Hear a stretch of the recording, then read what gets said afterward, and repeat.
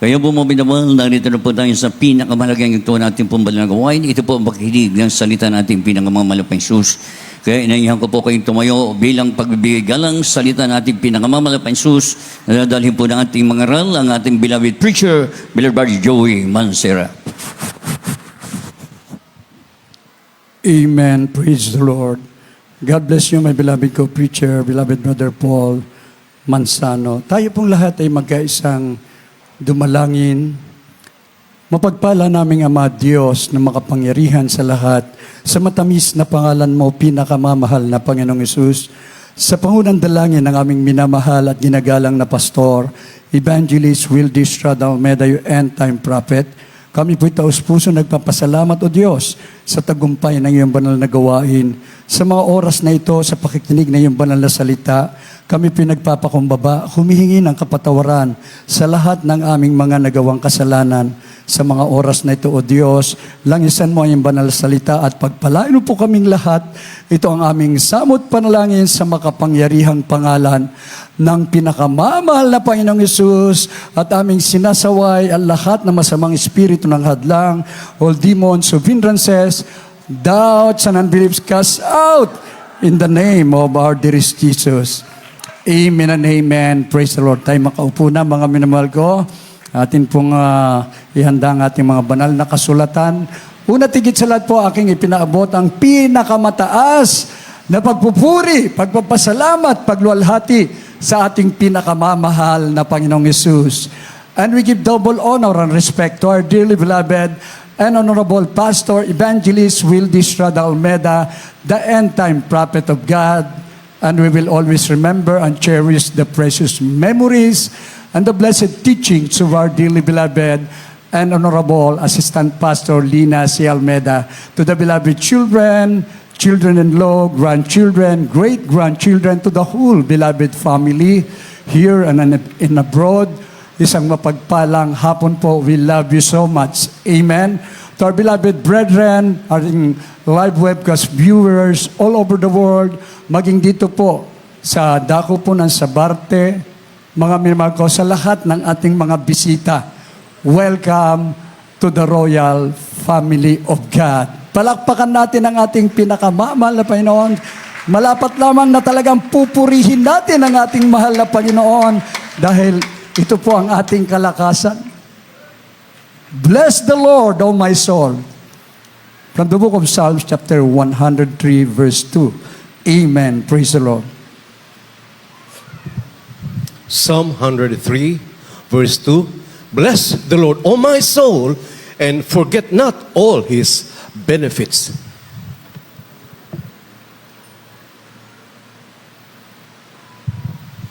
Ito po sa mga awit, Kabanatang 103, talatang 2. Purihin mo ang Panginoon, o kaluluwa ko, at huwag mong kalilimutan ang lahat niyang mabubuting gawa. Amen. Amen. Praise the Lord. Napakabuti ng Diyos.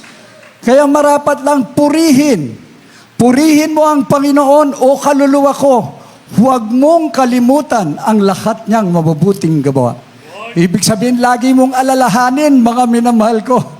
Yung araw na ito, mga minamahal ko, way back year 2000, mga minamahal ko, isang foreign hostages ang pinalaya ng ating pinakamamahal na Panginoon, si Mrs. Wallert, yung German po, na foreign hostages doon sa Talipaw. Mga minamahal ko, tingnan nyo, mga minamahal ko, yung kapangyarihan ng Diyos doon sa Talipaw, Sulo.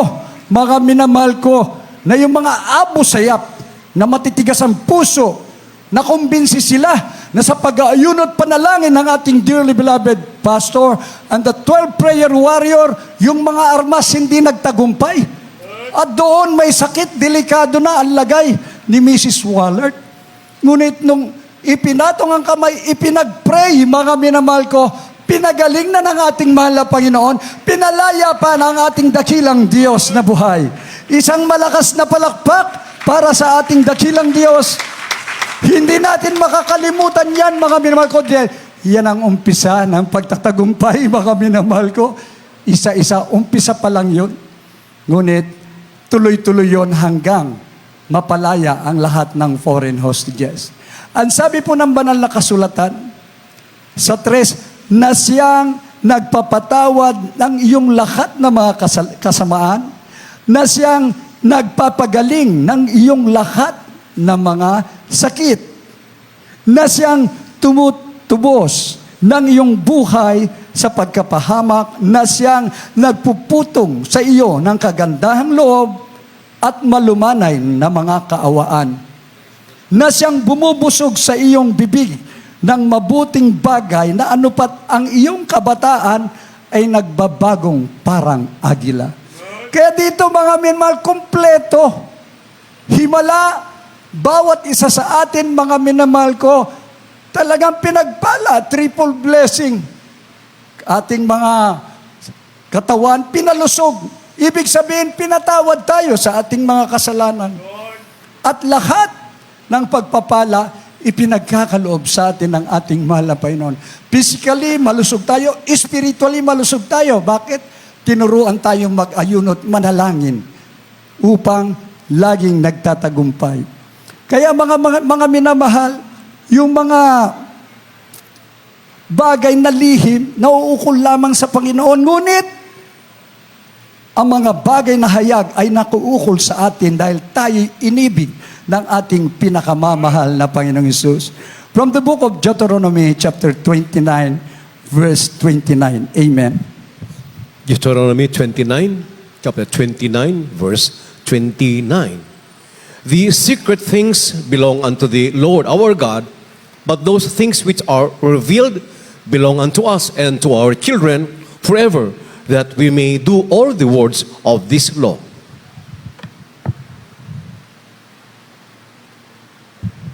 Dito po sa Deuteronomio Kapitulo 29, versikulo 29, ang mga bagay na lihim ay nauukol sa Panginoon nating Diyos. Ngunit ang mga bagay na hayag ay nauukol sa atin at sa ating mga anak magpakailanman upang ating magawa ang lahat ng mga salita na kautusang ito. Amen. Praise the Lord. Dito po ang salita ng Diyos, makatotohanan at makapangyarihan, mga minamahal ko. Mga bagay na lihim, nauukol lamang sa ating pinakamamahal na Panginoon. Siya nakakalam kung hanggang saan ang buhay natin. Siya nakakalam kung kailan na ang mundong ito ay magwawakas. Pero may palatandaan, mga minamahal.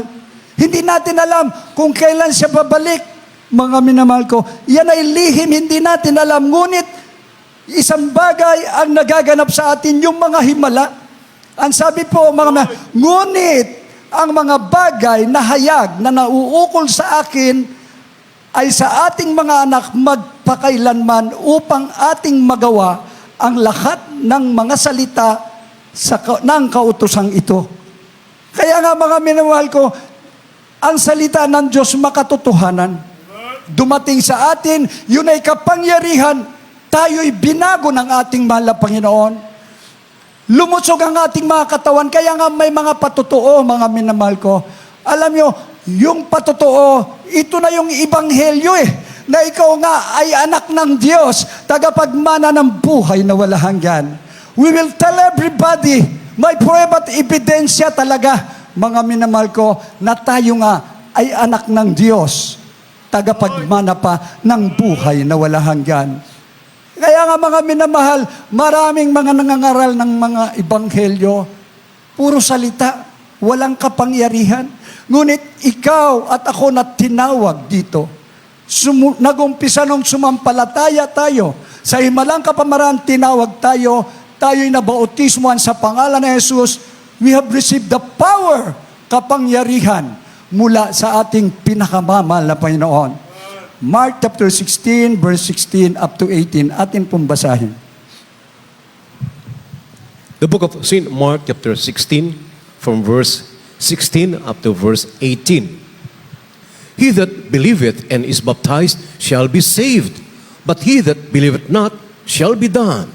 And these signs shall follow them that believe.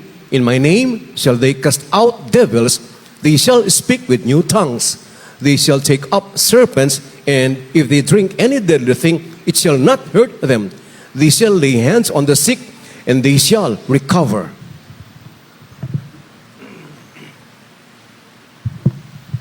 Dito po sa Marcos, Kabanatang 16, talatang 16 hanggang 18. Ang sumasampalataya at mabaptismuhan ay maliligtas. Tatapwat ang hindi sumasampalataya ay parurusahan. At lalakip ang mga tandang ito sa magsisampalataya. Magpapalabas sila ng mga demonyo sa aking pangalan. Magsasalita sila ng mga bagong wika. Sila'y magsisihawak ng mga ahas. At kung magsisiinom sila ng bagay na makakamatay sa anumang paraan na hindi makakasama sa kanila, ipapatong nila ang kanilang mga kamay sa mga may sakit at sila'y magsisigaling. Amen. Amen. Praise the Lord. Palakpakan natin ang ating pinakamamahal na Panginoon. Wala ito sa iba, dito lamang po. Kung ikaw ay sasampalataya at magpabautismo sa pangalan ni Jesus, totoo po, ikaw nga ay magiging tunay na anak ng Diyos. Ano pong prueba at ebidensya? Sabi po, ang sumasampalataya at mabautismuhan ay maliligtas. Datapot ang hindi sumasampalataya, parurusahan. At lalakip ang mga tandang ito sa magsisisampalataya, magpapalabas sila ng mga demonyo sa aking pangalan. Magsasalita sila ng mga bagong wika. Sila'y magsisihawak ng mga ahas at kung magsiinom sila ng mga bagay na makamamatay sa anumang paraan ay hindi makakasama sa kanila. Ipapatong nila ang kanilang mga kamay sa may sakit, sila'y magsisigaling. Lahat magsabing, praise the Lord. Mga minamahal, napakaraming mga buhay na patuto. Kinagat na mga ahas, kobra, mga minamahal, ano man makamandag na hayop. Mga kapatiran natin nagpupuri sa ating mahal na Panginoon. Hindi sila natatakot. Samantalang yung mga kaibigan nila, kamag-anak nila, magpaano ka na? Magpa-injection ka na, delikado. Mga minamahal, ang Diyos natin ay totoong tapat. Lasunin ka man, hindi ka maano, mga minamahal ko. Yan ay katotohanan. Akin naalala ang patutuo ng ating minamahal na mga kapatiran. Overnight, naiinis po yung mga kapitbahay, parang naiinggit. Inuusig sila. Nag-overnight sila. Kunwari mabait yung kapitbahay. Ipinagluto sila ng napakasarap na ulam at pagkain. Di umuwi sila, sabi niya, ang bait ng kapitbahay namin. Ipinagluto kami ng napakasarap na pagkain. Kumain po sila. Ang problema, nilagyan pala ng lason. May natulog sila. Di nila alam na may mangyayari pala sa kanila. Mga minamahal, ang sarap ng tulog nila, sabi nung gumawa nun. Ang sarap ng tulog ng mga yan, humihilig pa. Nung magising sila, nakaluhod, nagpupuri uli sa ating mahal na Panginoon. Yung kapitbahay, pumunta puro na tumiiyak. Sabi niya, totoo nga kayong mga anak ng Diyos. Patawarin niyo ako. Nilason ko kayo. Pero ngayon ko nalaman, nabuhay ang Diyos na inyong pinaglilingkuran. Bukas, Sunday, dadalo na ako at magpapabautismo sa pangalan ng ating pinakamamahal na Panginoon. Kung magsinom sila ng bagay na makamamatay sa anumang paraan, ay hindi makakasama sa kanila. Isaiah 54:17, pangako pa rin yan ng Diyos, walang armas na magtatagumpay kung ang katwiran ng Diyos ay sumasayo. Anong katatakutan mo sa nuclear weapon, mga minamahal ko? Napatunayan na ng ating dearly beloved pastor, yung mga bomba, yung mga armas, hindi nagtagumpay sa kanila. Kaya yung mga naghulog na mga bomba during the military assault, military operation, no man's land na, sila na-convert. Bakit? Imposible daw na mabuhay pa ang ating dearly beloved pastor with the 12 prayer warrior sa mga bombang ibinagsak puron. Kaya yung mga Abu Sayyaf, sila mismo takbo sila kay Mala Pastor. Booming, Mala Pastor. O, tawag nila, Mala Pastor na. Pag-pray mo kami, takot kami sa bomba. Ating Mala Pastor nagpupuri. Wala pong bomba na nakapagpahamak sa kanila. Lahat magsabing, praise the Lord. Ipapatong nila ang kanilang mga kamay sa may sakit. Di ba't ikaw at ako nalugmok sa karamdaman? Wala ng pera, ipasa Diyos na. Ngunit isang araw dumating sa iyo ang ebanghelyo ng kaligtasan. Mga minamahal, hindi naman mga espesyalista ang dumating sa iyo eh. Maaring through TV program, radio program, sa krusada, china-challenge ka na tanggapin mo ang mahal na Panginoon, ora mismo gagaling ka through the prayer ng aming dearly beloved pastor dahil siya ay propeta sa huling kapanahunan. The end time prophet of God, mga minamahal ko. Sabi nga, believe in the Lord your God, you will be established. Believe in His prophet and you shall prosper. Pagpato ng kamay, mga minamahal ko, ay dahil pa yung mga doktor. Naghihingalo na, wala nang pag-asa. Pagpatong ng kamay, yun naman pinatunang kamay sa ulo. Grabe ang pananampalataya, nangako at maglilingkod. Mga minamahal, pinagagaling ng ating mahal na Panginoon. Kinumbinsi hindi sa mapanghikayat na salita, bagkos sa kapangyarihan ng ating pinakamamahal na Panginoon. Mga minamahal, kung lahat ng tao sa mundo, lalo na dun sa larangan ng medisina, mga minamahal ko, ay talagang nandun ang pananampalataya sa ating mahal na Panginoon.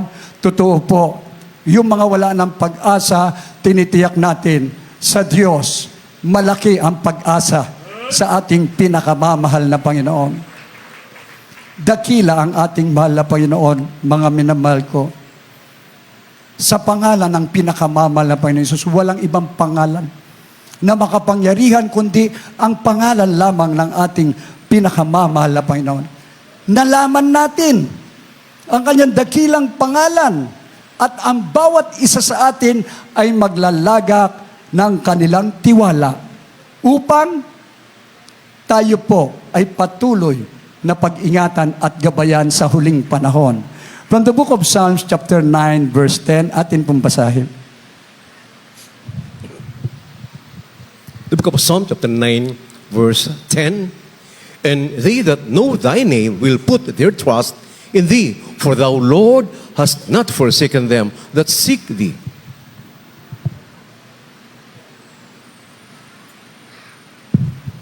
Mga awit Kapitulo 9, versikulo 10. At sila nakakaalam ng iyong pangalan ay maglalagak ng kanyang tiwala sa iyo, sapagkat ikaw, Panginoon, ay hindi mo pababayaan sila na nagsisihanap sa iyo.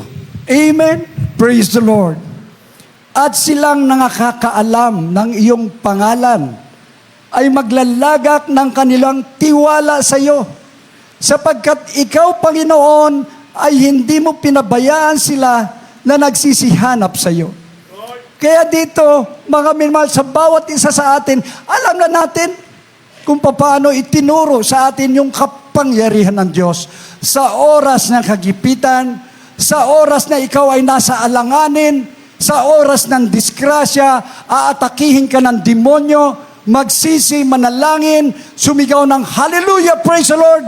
Ora mismo, at the right time, at the right moment, ililigtas ka ng ating pinakamamahal na Panginoon. Yan ang katibayan po na ang Diyos ay sumasa atin. God is with us. Yan ang katotohanan na talagang tayong lahat, mga minamahal ko, ay totoong may kapangyarihan nagmumula sa ating pinakamamahal na Panginoon. Kaya ang diablo takot sa atin, mga minamahal ko. Sa pangunang panalangin ng ating dearly beloved pastor, minsan may mga kapatiran na dumadana sa pagsubok, hindi takot sa kamatayan. Gigigil ang kaaway, papatayin ka. Anong sabi niya? Kung patayin mo ko, anak ako ng Diyos, meron naman langit. Umatras ang diablo. Ang layo nilang ng diablo, tuksuhin tayo at ibalik sa makasalanang pamumuhay upang tayong lahat ay patuloy uling gumawa ng kasalanan. Pero hindi yun ang plano ng Diyos, mga minamahal ko.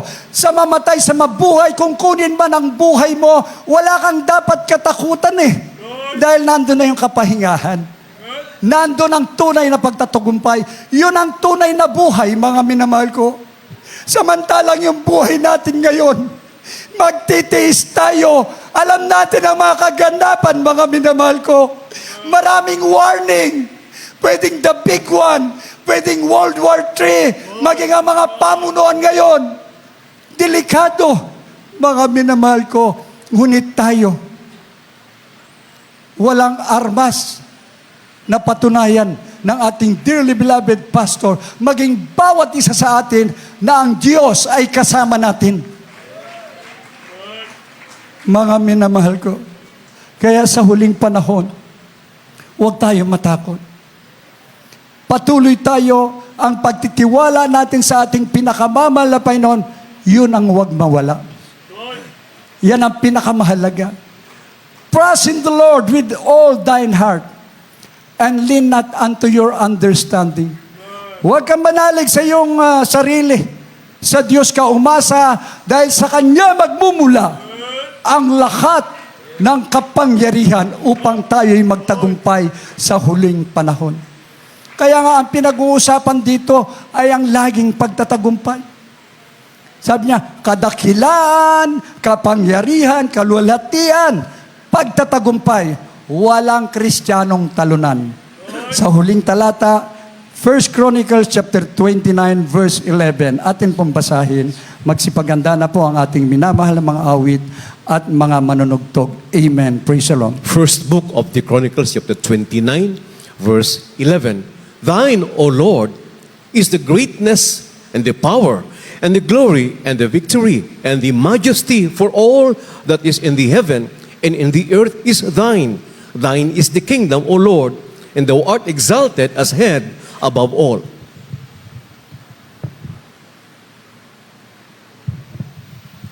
Ito po sa unang kronika, kabanatang 29, talatang 11. Iyo, O Panginoon, ang kadakilaan at ang kapangyarihan at ang kaluwalhatian at ang pagtatagumpay at ang karangalan, sapagkat lahat ng nasa langit at ng nasa lupa ay iyo. Iyo ang kaharian, O Panginoon, at ikaw ay nataas na Pangulo sa lahat. Amen. Amen. Praise the Lord. Praise the Lord. The highest praise para sa ating mahal na Panginoon, iyo, Panginoon, ang kadakilaan at ang kapangyarihan at ang kaluwalhatian at ang pagtatagumpay at ang karangalan, sapagkat lahat ng mga nasa langit at nasa lupa ay iyo. Iyo ang kaharian, O Panginoon, ikaw ay nataas na Pangulo sa lahat. Lahat magsabing, praise the Lord. Kaya pag ikaw ay tinawag sa banal na gawain na ito, mga minal, buong lakas, tatayo ka at pupurihin mo ang ating mahal na Panginoon. Hindi mo ikahiya ito maging sino man nangangailangan ng kaligtasan. Ihayag natin, mga minmal ko, at sabihin sa lahat ng tao, merong Diyos sa langit na totoong buhay at makapangyarihan ang ating pinakamamahal na Panginoong Yesus. Kaya dito mga nagpuri ang lahat ng mga anak ng Diyos, talagang itinutodo ang palakpak. Lahat magsabing praise the Lord. Lumulukso mga minamahal ko, pagka solemn song, lumuluhod, agonizing prayer, dahil karapat-dapat na purihin ang Diyos na ating pinaglilingkuran. Kaya sa unang talata na ating nabasa, mga minamahal ko, ang sabi po ng banal na kasulatan, hallelujah, praise the Lord. Bless the Lord, O my soul, and forget not all His benefits. Purihin mo ang Panginoon, O kaluluwa ko, at huwag mong kalimutan ang lahat niyang mabubuting gawa. Pinagaling tayo sa ating karamdaman, nagbago ang ating buhay, may kapangyarihan pa tayo laban kay Satanas, mga minamahal ko, at narito tayo habang inuuna natin, pinaglilingkuran natin ang ating mahal na Panginoon, namamangha ka sa lahat ng himala at idinaragdag pa ang lahat ng iyong pangangailangan. Tayo pong lahat ay umawit, magpuri sa ating dakilang Diyos. Bless the Lord, O my soul. Amen and amen. Praise the Lord. Hallelujah, hallelujah.